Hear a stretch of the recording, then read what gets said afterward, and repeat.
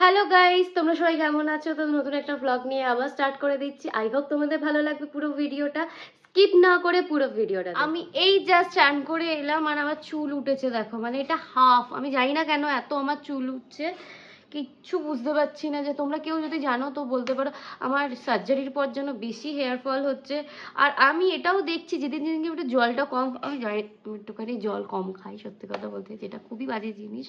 আর যেদিন যেদিনকে আমি জল কম খাচ্ছি সেদিন সেদিনকে আমার পায়ে ব্যথা, মানে কিচ্ছু ভাল লাগছে না। হেয়ার ফল কি হচ্ছে আমার সাথে আমি এখনো পর্যন্ত বুঝিয়ে উঠতে পারছি না।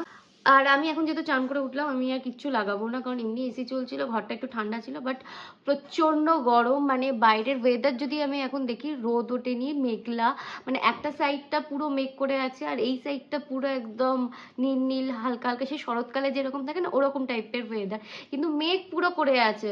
মানে মনে হয় যেন এই বৃষ্টি নামছে, কিন্তু একটুও হাওয়া নেই। যেহেতু মেঘ করে আছে, বৃষ্টি হচ্ছে না, গরমটা যেন আরো বেড়ে যাচ্ছে। তো এই জন্য আমি বেশি কিছু আমি লাগাবো না মুখে, আমি এমনিই ঘামছি দেখতে পাচ্ছ।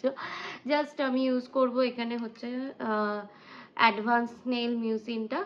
এটা আমি জাস্ট জাস্ট ওয়ান পাম্প আপাতত এনাফ আমার জন্য, কারণ প্রচণ্ড। আর দিস, বুঝতে পারছো তোমরা কেউ? দিস ইজ, এটার জন্য এত স্যাটিসফ্যাকশন লাগে না ওই রেশেটার জন্য। তো এইটা জাস্ট অ্যাপ্লাই করে নিলাম। এটা জাস্ট স্কিনের মধ্যে জাস্ট ঢুকে যায় জলের মতো, দেখতে ওরকম একটুখানি গুই টাইপের, বাট যখন লাগাবে একদম জলের মতো ঢুকে যাবে। আর সেরকম গরমও করবে না। আর তোমরা গরমকালে অল্প ইউজ করো, যখন আমার গরম করছে তো আমি এটা অল্প ইউজ করব। এরপর এটা জাস্ট একটুখানি শুকিয়ে যাক, তারপর আমি একটা ময়শ্চারাইজার ইউজ করব আপাতত এটা। আর তোমরা প্লিজ কেউ যদি হেয়ার ফলের জন্য কিছু জেনে থাকো, আমার এবার লাগবে, কিন্তু প্লিজ হোম রেমেডি কেউ দিও না, কারণ আমার সমস্ত মানে কি বলবো, আর কিছু বললাম না, মানে এরকম ব্যাপার। এভরিথিং হোম রেমেডি আমার করা হয়ে গেছে, কিচ্ছু আমার কোনো কিছু লাভ হয়নি। তাও আমাদের এইখানে জঙ্গল আছে, তোমার কেশতি পাতা, আমাকে মা ছোটবেলায় এটা আমাকে করতো।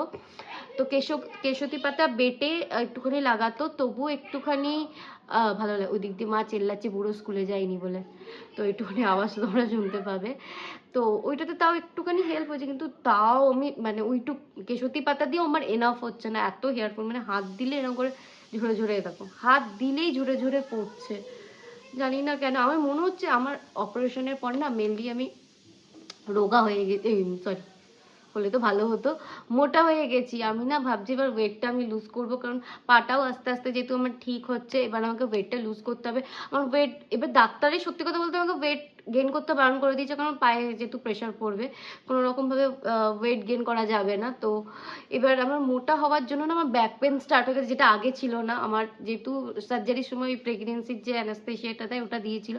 সত্যি কথা টাচউড, আমি বিশ্বাস করো, মানে অনেকের হয় না কোমরে যন্ত্রণা পিরিয়ডসের টাইমে বা অন্য কোনো একটু ভারী কাজ করলে, আমার কোনো দিন ছিল না ব্যাক পেন, কোনো দিন। মানে ব্যাক পেন কি জিনিস আমি বুঝতে পারিনি, কিন্তু এই সার্জারির পর এই যে বসে আছি আমি, আমার মারাত্মক ব্যাক পেন হচ্ছে। মানে ব্যাক পেন যে কি জিনিস আমি এবার এটা ফিল করতে পারছি। তো আমি দেখছি যত আমার ওয়েট বেড়ে যাচ্ছে তত যেন ওই ব্যাক পেন, পায়ে ব্যথা, আর আমার নিজেরও এনার্জি আমি হারিয়ে ফেলছি, মানে কোনো এক্সারসাইজ করতে পারছি না। এবার আস্তে আস্তে অ্যাটলিস্ট আমি সিট আপটা করবো, কারণ ওটাতে আমার পায়ে হাঁটুর প্রেশার পড়ে না, আমি ঠিক করেছি। এবার এখন না, আগে যেটা নর্মালি যেটা করতাম একদম পাটা মাটিতে রেখে তারপরে সিট আপটা করতাম, কিন্তু ওটাতে একটু হাঁটুতে প্রেশার পড়ে। কিন্তু আমি এখন অতটাও প্রেশার দিতে পারবো না, ডাক্তার যেহেতু বারণ করে দিয়েছে। তো যতটা পাওয়া ওঠে ওঠে ঠিক আছে, কিন্তু ওঠা বসাটা আমি ওটা ট্রাই করবো ভাবছি এটাই। আর ওয়েট লস জার্নিটা আমি স্টার্ট করব। তো তোমরা কি দেখতে চাও আমার ডেলি ওয়েট লস জার্নি? তো প্লিজ তোমরা কমেন্টে লিখে জানাও। আর আমি তোমাদের সাথে শেয়ার করবো, দাঁড়া এখন ও ঘরে আছে, আমি লাঞ্চটা করে নিই আমি তোমাদের আমাকে ডক্টর ওখান থেকে যখন ছেড়েছিল আমাকে পুরো ডায়েট চার্ট দিয়ে দিই। যেদিনকে আমি আর কি যাচ্ছি বাড়ি, সেদিনকে এসে উনি আমাকে পুরো ডায়েট চার্ট দিয়ে গেছেন। আমার যা যা প্রবলেম আছে, যেহেতু আগেই আমরা ডিসকাস করেছিলাম এই প্রবলেম আছে, কি কি খাবো না, কি কি খাবো না, বা আমার সার্জারি হয়েছে কতটা আমি ওয়েট গেইন করতে পারবো, কতটা আমার ওয়েটটাকে মেনটেন করতে পারবো, উনি সমস্ত আমাকে দিয়ে গেছে। তোমাদের সাথে শেয়ার করব। আমি এখন ও ঘরে আছে, মা যেহেতু রান্না করছে মা দিতে পারবে না, ওটা মাই দিতে পারবে কোথায় রেখেছে ওটা, কারণ মাই জানে। তো ওটা মা বার করে দিক, আমি খেয়ে নিই, তারপর তোমাদের সাথে আমি শেয়ার করছি যে কী কী লিস্ট আছে। আপাতত এইটুকুনি, আমি চানটা করে এলাম, এবার খাবো।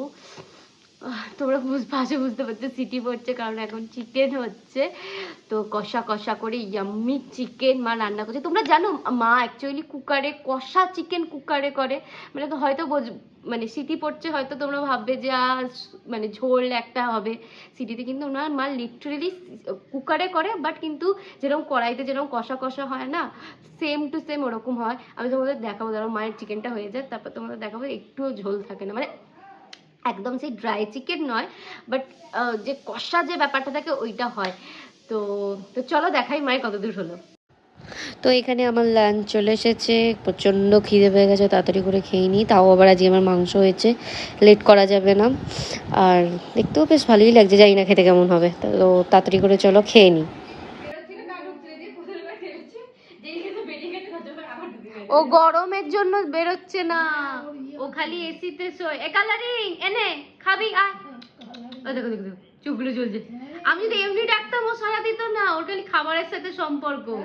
হ্যাঁ হ্যাঁ, এই যে আমাদের বাড়িতে এসেছে নতুন সদস্য, সকালবেলা ব্লগ করতে পারিনি কারণ আমি যেটা, আমি নতুন সদস্য বলেছি। আজকে তো এসেছে না, পদার্পণ করেছে বাঁশবেড়িয়ায়। মালটাকে বলিনি যে বাঁশবেড়িয়ায় প্রচুর গরম, এসে বলছে কি গরম রে বাবা এখানে। অ্যাকচুয়ালি ওখানকার থেকে আমাদের এখানে মানে বহরমপুরে যা কি গরম পড়ে তার থেকে আমাদের এখানে গরম বেশি পড়ে, আবার যেমন ঠান্ডা ওখানে যেমন বেশি পড়ে আমাদের এখানে ঠান্ডাটা কম পড়ে, অতটা কিন্তু তোমাদের ওখানকার মতো দেখবে ঠান্ডাটা পড়ে না। তো ছুটি এসেছে আজকে দুপুরবেলায় না 1টা নাগাদ এসেছে, দিয়ে আমরা গল্প করলাম, খেলাম দিলাম, দিয়ে তারপরে কালকের প্ল্যান হচ্ছে কোথায় কোথায় যাব। আর এসে এখন আমাদের মোটমাট ওই চিকেন ফিকেন খাওয়া হয়ে গেছে, দিয়ে এবার আমরা ডিনার করব, তাই তো। আর ওইদিকে উনি এখন সেজেই যাচ্ছে, ওনার সাজা শেষ হচ্ছে না। দিশা দাস সাজছে, দিশা। আর এখন খাবো, আমি তো আমার ডিনার হয়ে গেছে, আর আমি এখন খাবো আইসক্রিম। এই আইসক্রিম কে কে খাবে এখন? খেটে নাও, খেটে নিয়ে এবার খাবো আইসক্রিম। এতদিন বাদে জানা গেল দিশা হচ্ছে বোতল চোর। তোমার বোতল তুমি দেখেছিলে তো, আমরা দুপুরবেলা ছোটি অজিতকে ফোন করছে, একে ফোন করছে, সবাইকে ফোন করছে, বোতল আর খুঁজে পাচ্ছে না।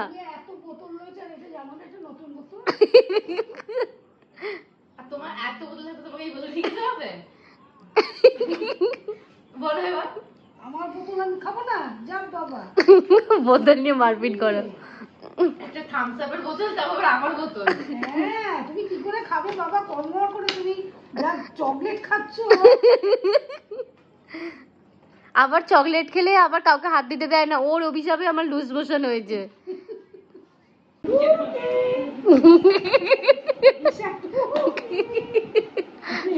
তুমি এই মায়ের এই বাজে মাংসটা খাবে, কি বাজে মাংস হয়েছে আজকে। মা যেরকম করে তার থেকে বাজে মাংস হয়েছে। মা বলছে ভালো হয়েছে, যাও। আর রুমালি রুটিটা খাও, ভালো করে, কিন্তু এখন ঠান্ডা হয়ে গেছে বলে জানি না কতটা ভালো করে।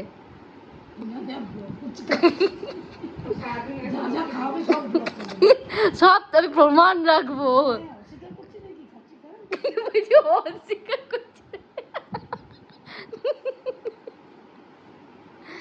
তুমি একবার খেয়ে দেখো, তারপর আমাকে বলো যে কি কতটা বাজে হয়েছে। তুমি দেখো কি বাজে করেছে না। আরে মা অন্যদিন এর থেকে ভালো করে গো, আজকেটা কি বাজে করেছে। আমি আবার ব্লগের শুরুতেই আজকে কি প্রশংসা করলাম চিকেনে, যে মা কুকারি কি ভালো একদম কষা কষা করে, আজকে এটা পুরো ঝোল ঝোল হয়ে গেছে। আচ্ছা দিশা তো ঘুমের না, খাওয়ার খাওয়ার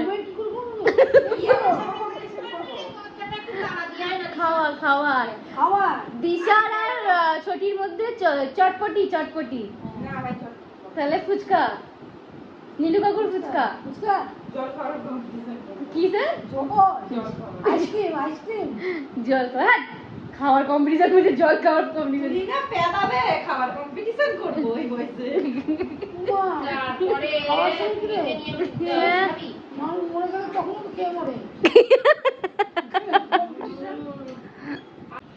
এখানে আমাদের এখন ডিনারের পর আজকে আইসক্রিম খাওয়া হচ্ছে। উফ, আমার এই চকলেট আইসক্রিমটা কি ভালো লাগছে, এটা হচ্ছে আমুলের আইসক্রিম।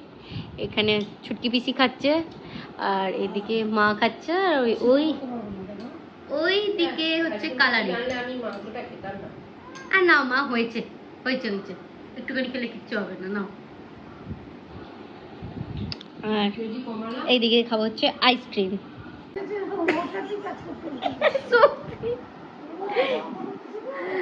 তো এখন বসে বসে আমরা সবাই গল্প করছি, অর্ধেকের নিচে, তো এরা নিচে শুয়েছে, নিচে অলরেডি এরা শুয়ে পড়েছে। তো আজকে ব্লগটাকে এখানেই এন্ড করছি।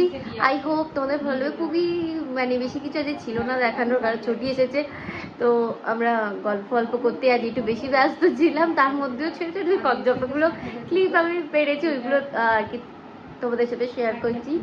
তো ভিডিওটা দেখো, লাইক করো, শেয়ার করো, আর কি বলবো, নতুন নতুন কিছু বলার নেই। তোমরা, আমি না সেদিনকে এঙ্গেজমেন্ট দেখছিলাম ফেসবুকের, তো মানে নন ফলোয়ার্স যারা আছো, 90% নন ফলোয়ার্স তোমরা আমার ভিডিওটা দেখো প্লিজ, তাদেরকে আমি রিকোয়েস্ট করছি তারা একটুখানি পেজটাকে ফলো করে দিও, তাহলে আমার একটুখানি কী বলবো, এঙ্গেজমেন্টটা বাড়বে।